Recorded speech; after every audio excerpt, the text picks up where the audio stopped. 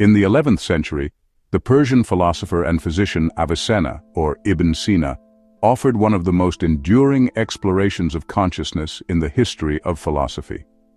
Known for his monumental work, the Book of Healing, and his medical encyclopedia, the Canon of Medicine, Avicenna was both a scientist and a metaphysician. Yet among his thousands of pages of writings, one short thought experiment became iconic: the floating man. Avicenna asked us to imagine a person suspended in the air, deprived of all sensory input: no sight, no sound, no touch, no memory, not even awareness of their own body. And yet, he argued, such a person would still know one thing with certainty: I am. This bold claim positioned self-awareness as fundamental, independent of the body, and reflective of the divine reality from which being flows. In this video, we'll journey through Avicenna's vision of consciousness, exploring his philosophy of the soul, the implications of the floating man, and why his ideas still echo in modern debates on mind and selfhood. Avicenna was born in 980 in the region of Bukhara, in present-day Uzbekistan, and became one of the most brilliant minds of the Islamic Golden Age. A prodigy in science, medicine, mathematics, and philosophy, he authored over 450 works, many of which became standard texts in both the Islamic world and medieval Europe. His Canon of Medicine was taught in European universities for centuries, and his philosophical writings shaped the thought of Thomas Aquinas and countless others. Yet Avicenna was not merely a transmitter of Greek philosophy, though he was heavily influenced by Aristotle and Neoplatonism. He expanded the scope of metaphysics by exploring the inner life of consciousness. His floating man argument stood out as a daring attempt to demonstrate the soul's independence from the body, establishing a foundation for later debates on mind, being, and self-awareness. Avicenna's thought experiment is deceptively simple but revolutionary. He asked us to imagine a person created fully formed, suspended in empty space, cut off from all senses and bodily awareness. This floating man would not see, hear, touch, or feel. They would not even know they had a body. Yet Avicenna claimed the floating man would still affirm their existence, saying, I am. From this, he concluded that self-awareness is immediate and indestructible. It does not depend on the senses, memory, or physical form. Consciousness is not an extension of the body, but something more fundamental.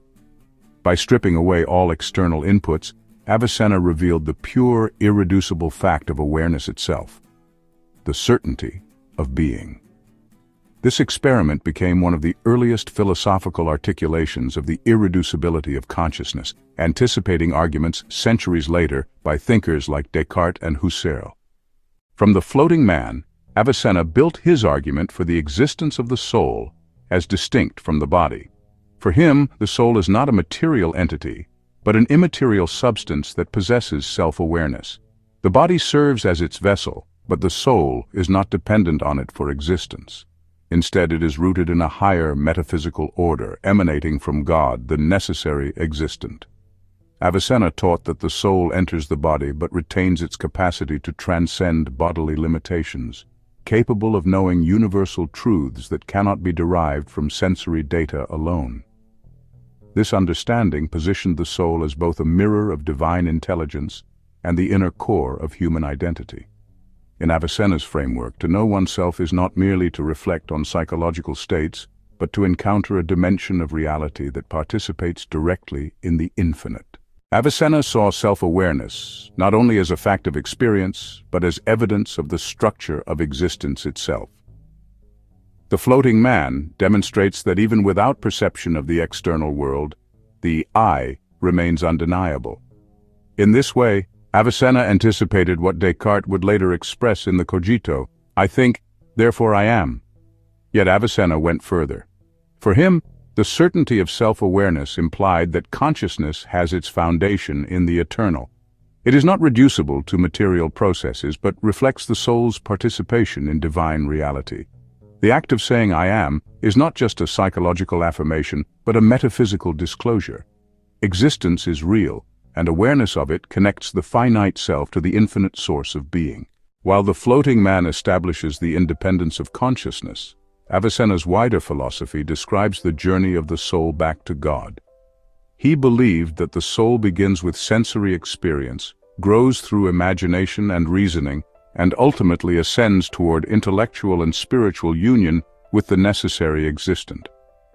This ascent is not about abandoning the world, but about seeing through it, recognizing creation as an emanation of divine being. For Avicenna, philosophy and contemplation serve as guides for this journey, but the key lies in awakening to the inner light of self-awareness, the very truth revealed in the floating man experiment. When we realize that awareness itself is independent of the body, we begin to grasp the eternal nature of the soul and its orientation toward God. Avicenna's exploration of consciousness had an enormous impact. In the Islamic world, his writings shaped centuries of philosophical and theological debate, influencing thinkers like Al-Ghazali and Averroes, who engaged critically with his ideas. In the Christian West, translations of his works informed medieval scholasticism, particularly the metaphysical inquiries of Thomas Aquinas, who wrestled with Avicenna's arguments about essence, existence, and the soul. In modern times, the floating man has been revisited by philosophers of mind and consciousness, who see it as an early formulation of the hard problem of consciousness, how awareness can exist apart from physical processes. Today, Avicenna's insights resonate with both neuroscience and contemplative traditions, reminding us that the mystery of consciousness cannot be fully explained by reductionist accounts of the brain. At the deepest level, Avicenna's floating man points us toward a profound truth, that the core of consciousness is the awareness of being itself. Stripped of all external forms, memories, and sensations, what remains is the unshakable reality of the self, the pure intuition that I exist. For Avicenna, this awareness is more than subjective. It is a reflection of God, who is being itself. To awaken to the soul's independence is to glimpse its eternal root in the divine. This realization transforms self-awareness from a mere psychological fact into a spiritual pathway. The floating man is every one of us, suspended in the mystery of existence, discovering that even in emptiness there is presence, the presence of consciousness, the presence of being, the presence of God. Avicenna's thought experiment remains one of the most striking contributions to philosophy. A simple, yet profound reminder that at the heart of existence lies the undeniable awareness of self. In the floating man, he uncovered a foundation for metaphysics, psychology, and spirituality alike. The insight that consciousness is not reducible to the body, but reflects the eternal reality of God. His philosophy invites us to look inward, to recognize that the I Am within us is a mirror of divine being, and that our journey of self-awareness is inseparable from the journey back to the infinite. In his vision, the soul is not only the knower of the world, but the witness of its own eternal source.